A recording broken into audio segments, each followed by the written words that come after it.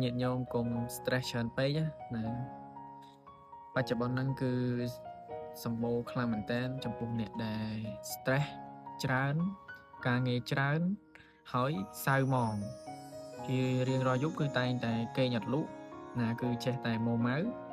ណាគឺឈឺក្បាលគិតច្រើនណាដូច្នេះហើយញាតិញោមកុំគិតច្រើនពេកណាគឺយើងកុំផ្ទួនចិត្តទៅតាមការ stress ទាំងអស់ហ្នឹងណាគឺយើងត្រូវតែណាពីមួយថ្ងៃទៅមួយថ្ងៃគឺយើងកុំតម្រុនតាមវាព្រោះថាបើសិនជាយើងអត់ងើបចេញគឺយើងអត់ដើរទៅណាយើងអត់មានចលនាអីទេណាគឺយើងប្រកាសជាដូចថាវាជន់ណាព្រោះអា stress នឹងវាជន់យើងហើយយើងឈឺហ្មងណាគឺឈឺហើយវាមានបញ្ហាខួរក្បាលយើងច្រើនយើង stress ខ្លាំងលើសដើមណាដូច្នេះហើយដើម្បីយកឈ្នះវាគឺយើងត្រូវមានចលនាណាយើងចេញទៅក្រៅមិនថាសំដៅលើការដើរលេងទេណាគឺយើងលំហែឡើងថាលំហែខួរហ្នឹងហើយគឺយើងមើលនេះមើលនោះយើងដើរទៅក្រៅ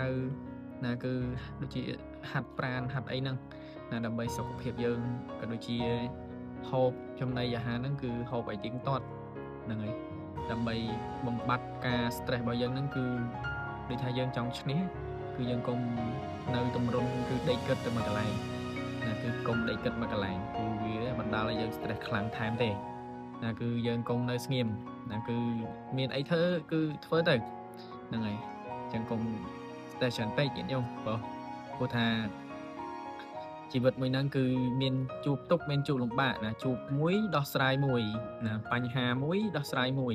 គឺគ្មានអ្វីដែលថាគ្មានដំណោះស្រាយទេ